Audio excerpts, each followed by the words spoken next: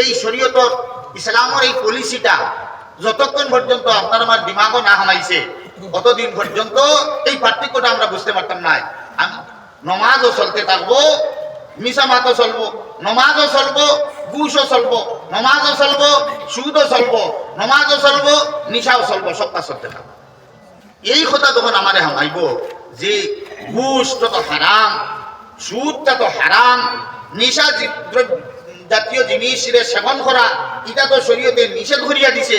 ইগিয়া আমার কিতা করব যে মুদররত করি লইব, ক্ষতি করি লইব, আখিরাত বরবাদ করি লইব, ইগুনকে আমার নিয়া জাহান্নামে নিক্ষেপ করব। এই কথাটা আগে দিমাগ হামাইতে লাগবে। আর পরবর্তী সময়ের লগে লগে প্যারালাল ভাবে সামন্তরিক ভাবে আমরা জলবে মুনফাত কি দুনিয়ায় তাইছিল কিছু খামাইয়া আখিরাতের লগে লইয়া দিবার লাগিয়া নমাজ পড়ো, জিকির করো, তিলাওয়াত করো, তাসবিহ আদায় করো, মা বাবার হাজির খেদমত করো, ভালো যত কাজ হল ইসলামে শিখাইয়া দিছে সব কাজগুলার পুঁজি জমাও। এই উসুল বুনিয়াদ যখন আমরা অন্তরের মধ্যে গাড়িব যে আমি লাভ করতাম পারি কি না পারি, কিন্তু আমার দ্বারা ক্ষতি হইত না, এই ধ্যান ধারণা লইয়া দুনিয়ায় ও হইল ইসলামী জিন্দগি। ও ইসলামের অর্থ হইল যে আমি আমার ক্ষতির থাকিয়া নিজরে বাঁচাইয়া যা পারি লাভ করিয়া দিয়ে দিতাম, ক্ষতি রইত না। আমরার অবস্থা হয়েছে যেটা যে লাভও আছে ক্ষতিও আছে। কিনা ইন্টার নতিজা রেজাল্ট দেখিতে পারিব যে এর কারণে জাহান্নাম জ্বলা লাগবো। পরবর্তী সময়ে আল্লাহ তাবারক ওয়া তাআলা মেহেরবানি করিয়া ইমানের বদৌলতে নেক আমাল হলর বাকি তুলা যেমন করছি ওখানে তোর বদৌলতে একদিন না একদিন জাহান্নাম থেকে না ডাক দিবা। কিন্তু ও কারণে আমরা মুসলমান হইলাম নি যে জাহান্নাম জ্বলিয়া জন্নত যাইতাম না, আমরা ইসলাম কবুল করলাম, মুসলমান বললাম, আল্লাহর উপরে ঈমান আনলাম, নবী রাসূলের উপরে ঈমান আনলাম, একইদা বিশ্বাস রাখলাম আখিরাতের উপরে, যে আমরা তো উদ্দেশ্যেও নিয়ত লইয়া যে আমি যাইতাম কেন পয়লাও আল্লাহ তাবারক ওয়া তাআলা আমি জান্নাতে যাইতাম, ও আশা লইয়া তো এই দুনিয়ায় তাহা ওখানে না জাহান্নাম সইয়া জান্নাতে যাইতাম, এই আশা নিয়ে আমরা মুসলমান আছি। হোক যায় এই আশা যদি পোষণ করতে হয়, আখিরাতে যদি এই মর্যাদা পাইতে লাগে যে জাহান্নাম না গড়িয়া আল্লাহ তাবারক ওয়া তাআলার মেহেরবানিতে আমি আমার কোনো রকম জান্নাতে লইয়া যাইতাম, তাহলে প্রথমে আল্লাহর নিষেধগুলা থেকে নিজরে বাঁচাইয়া রাখো, আর এর পরে আল্লাহর তৌফিকে যা পারো নেকি খামা, ও পুঁজি জমিব। আর ঋণই তো নাই, আর ঋণ না হইলে যেখানে ইনুওয়ালা 5 টাকা পুঁজি আছে, 50 টাকার আছে, 500 টাকার আছে, এগুলো তো আপনার আছে, কেউ ওই আপনারে 8 টাকা দিত না, বাবা তুমি তো আমার তুমি টাকা দিতাই আমার টাকা 500 দিতাই 1000 দিতাই, ই 8 টাকা দিত না। এই হিসাবে আজকের মজলিসও কয়েকটা আল্লাহর নিষেধের কথা রুটিনও দেওয়া হয়েছে। এর মধ্যে একটা সুদ, একটা ঘুষ আর একটা নিশা জাতীয়।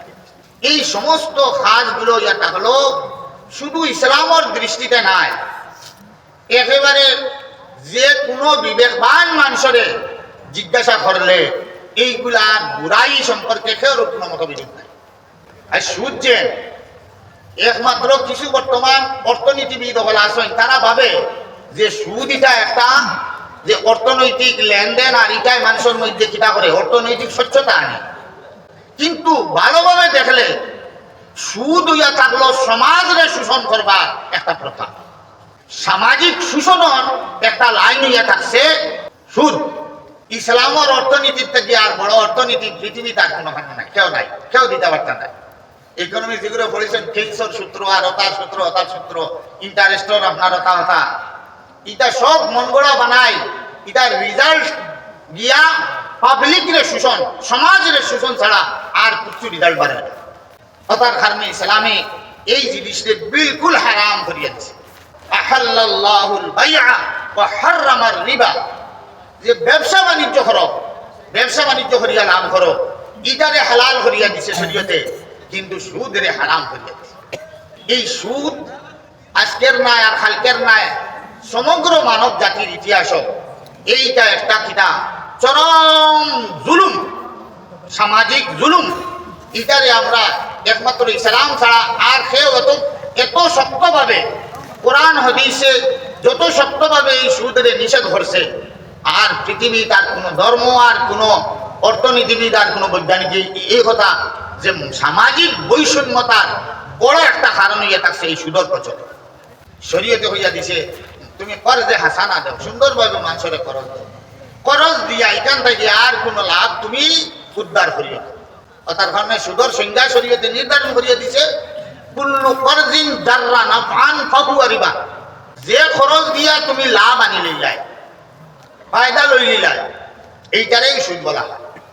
আইজ এই সুদ আল্লাহ তাবারক ওয়া তাআলার কাছে এত নিকৃষ্ট জিনিস হাদিস শরীফের মধ্যে আইছে যে এইভাবে হারাম মাল, যেটা সুদ যেমন মনে হচ্ছে একটা হারাম, এই হারাম মাল বক্ষণ করিয়া খাইয়া দিয়া, সুদর পয়সার ইনকাম দিয়া যদি খাইয়া দিয়া সেও আল্লাহর ইবাদত বন্দিগি করে, এক কামড় খাইলে, এক কামড় আমরা দেশে তাইলে 40 দিন পর্যন্ত তার কোনো ইবাদত বন্দিগি আল্লাহর দরবারে কবুল হইতে পারে। এত নিকৃষ্ট হারাম, এত সখ্ত হারাম। হাদিস শরীফের মধ্যে আইছে যে একজন মানুষ দূর দেশ থাকিয়া সফর করিয়া আল্লাহর বাড়ি যাইতেছে, আশআসা আকবারা, সফর করতে করতে করতে করতে সারা শরীরও ময়লা লাগিয়েছে, ধুলাবালিয়ে চামড়া ডাকি লাইছে, মাথার চুল টিকলি মিকলি হইয়া জট বান্ধি লাইছে। সফর করলে মানুষের এই অবস্থা হয়, গোসলের ইন্তজাম নাই, তেল মাখিবার কোনো সুযোগ নাই, কাপড় দিয়া চুল আশ্রিবার মতো গুঞ্জাইশ নাই, তো চুল জট বান্ধিলায়, সমস্ত শরীরও ময়লা লাগি যায়। ওলা অবস্থায় গিয়া আল্লাহ তাবারক ওয়া তাআলার বাড়ির কাবা শরীফ, মসজিদে হারাম ও বাইতুল্লাহ কাবার সামনে গিয়া হাজিরি দিছে। কোন চাই এমনি তো মুসাফিরের দোয়া কবুল, আর যে মুসাফির আল্লাহর গড় বাড়িঘর দেখবার লাগিয়া, হজ করবার লাগি, তওয়াফ করবার লাগি, আর উমরা আদায় করবার লাগি তার মর্যাদা আরো বাড়ি যাইব না নি? ওলা পরিস্থিতি অবস্থা তো গিয়া যদি হে আল্লাহর গড় হাজিরি দে, আর আল্লাহর গড়র গিলাফ দরিয়া লটকিয়া ইয়া রব্বি ওয়া আল্লাহ ওয়া আল্লাহ, আমি তো আই গেছি তোমার বাড়ি, তোমার দরবারে ইয়া হাজিরি দিছি, লাব্বাইক আল্লাহুম্মা লাব্বাইক। ওলা যদি হাজিরি দে, আল্লাহর কাছে খান্দা গুড়া করে, তবুও যদি সুদর মালর পয়সা থাকে, হারাম কামাই দিয়া যদি খরচ টরচ দিয়া টাইম দিয়া হাজিরি দেই, আল্লাহ তাবারক ওয়া তাআলা এই পরেশানি হাল মুসাফিরর ডাকরেও আল্লাহ হুঁতা দেয়। মতআমুহু হারামুন ওয়া মালবাসুহু হারামুন ওয়া গুযিয়া বিল হারামি ফাআন্না ইউস্তাজাব। যেটা খবর বিন্দি আইছে হারামর খবর, ইটাও হয়তো সুদর কি বন্ধনর কি অন্য হারাম মালর ঠকঠকামির চুরি চামারির, পেটর যেটা খাইয়া শরীর লইয়া গেছে, পেটর ভিতরেও হারাম হামাইছে, ভাড়া যেটা দিছে এটাও হারামর পয়সা দিছে। এখন কি আল্লাহর ঘর দরিয়া খান্দিলেও ইয়া রব্বি হইলেও এত মনহুস, এত বাদ জিনিস।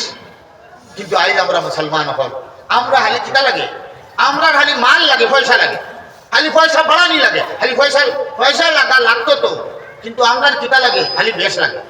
বলাও আজাবাকা কাসরাতুল খবিস, কোরআন শরীফ আল্লাহ খবিস মালর হারাম মাল যদি তোমার যদিও পছন্দ বেশি হয়, খালি মাল বাড়িতো আল্লাহ এটা পছন্দ করে। হালাল তোরাও অগুন্তর মধ্যে খয়র বরকত আল্লাহ রেখে দিয়েছে।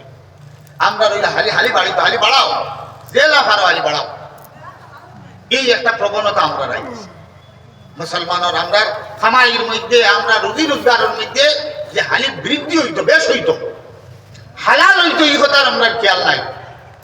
আমরা খেয়ালটা বলে গেছে কাসরাতুল খবিস, আমরা এই খবিস মাল, হারাম মাল কথার মধ্যে আধিক্য বেশি, ও ওখানেই আমরা হালি লাগে।